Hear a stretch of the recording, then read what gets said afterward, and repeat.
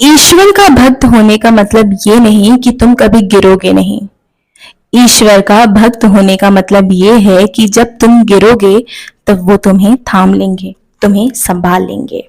नमस्ते दोस्तों, मेरे YouTube चैनल एनलाइटन पाथवे में आप सभी का स्वागत है। एक बहुत छोटी सी कहानी है। ये कहानी है एक अमीर आदमी की। उस अमीर आदमी ने सड़क पर एक भिखारी को देखा। वो भिखारी बहुत तंदुरुस्त था, हट्टा कट्टा था।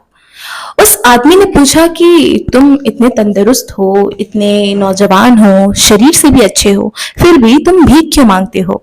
तुम कोई काम क्यों नहीं कर लेते? तो भिखारी जवाब देता है कि साहब, मेरे पास कोई काम धंधा नहीं है। अगर मेरे पास कोई काम धंधा होता तो मैं भीख क्यों मांगता? मुझे भीख मांगना अच्छा नहीं लगता, पर अगर मुझे काम मिल जाता है तो मैं अभी के अभी भीख मांगना छोड़ दूंगा। मेरे पास तो नौकरी ही नहीं है। तो उस अमीर आदमी ने कहा कि मेरे पास तुम्हारे लिए एक विकल्प है, वो शायद तुम्हारे लिए नौकरी से भी अच्छा होगा। बस इतनी बात सुनकर मानो अंधे के हाथ बटेर लग गई हो। भिखारी की आंखों में एक अलग सी चमक आ गई। वो खुश हो गया और खुशी खुशी पूछता है कि क्या? तो वो अमीर आदमी कहता है कि तुम मेरे बिजनेस पार्टनर बन जाओ, तुम्हारी जिंदगी संवर जाएगी। भिखारी भिखारी तो उसके चरणों में गिर गया और कहा कि प्रभु, क्या बात करते हैं आप तो मुझे साक्षात प्रभु के भेजे हुए दूत लगते हो। भगवान, मुझे बताओ करना क्या है? तो अमीर आदमी कहता है कि सुनो, मेरा एक चावल का प्लांट है। तुम्हें उन चावलों को लाकर बाजार में बांटना है और बेचने के बाद तुम्हारे जितने भी मुनाफे होते हैं उनमें हम बाद में बंटवारा कर लेंगे, मेहनत के हिसाब से। अब भिखारी था, उसके मन में सवाल आया कि मालिक, आप मुझे मौका दे रहे हैं तो आप मुझे ये भी बता दीजिए कि उसमें से मुझे कितना परसेंट मिलेगा? 20%, 30%, कितना परसेंट आप मुझे उसमें से देंगे? तो उस आदमी ने कहा भिखारी के सर पर हाथ फेरते हुए बड़े प्यार से कि सुनो, चिंता मत करो, तुम 90% रखना, मुझे उसका सिर्फ और सिर्फ तुम 10% देना। मैं तो सिर्फ तुम्हें एक अवसर देना चाहता हूँ, मुझे उसका मुनाफा नहीं चाहिए। तो भिखारी फिर से उसके पैरों में गिर गया और रोने लगा, खुशी से बौखला गया। वो भिखारी कहता है कि ठीक है, बात पक्की रही, मैं 1 महीने के अंदर अंदर आपका 10% चुका दूंगा।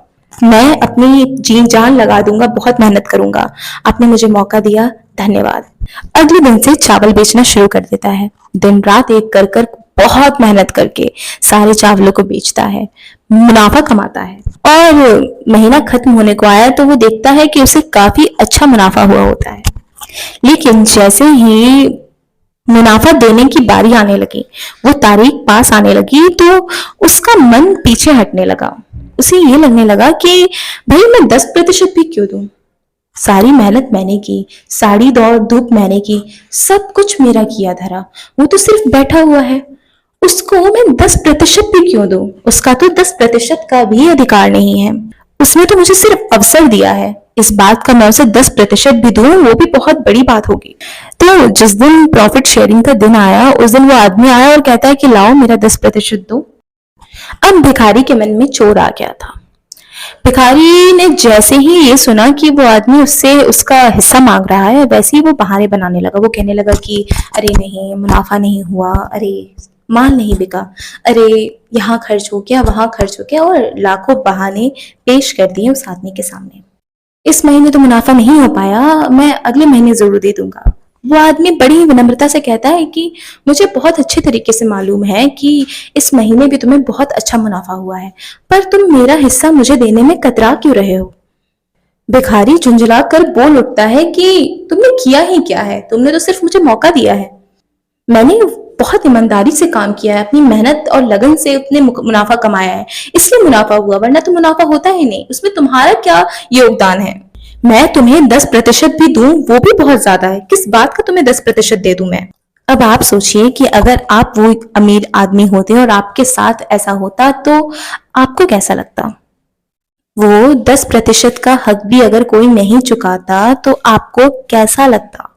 ये छोटी सी कहानी है, पर हमें ये बताती है कि वो जो अमीर आदमी है ना, वो और कोई नहीं, ऊपर वाला है, जिसने हमें लाखों हजारों ऐसे विकल्प दिए हैं कि शायद ही हमें कोई दे सकता।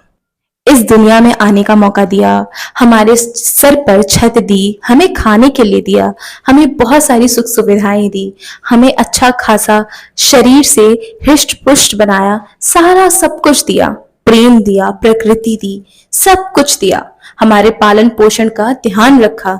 लेकिन पूरे दिन में से हम अपने प्रभु के लिए, अपने ईश्वर के लिए सिर्फ 10% भी नहीं निकाल सकते।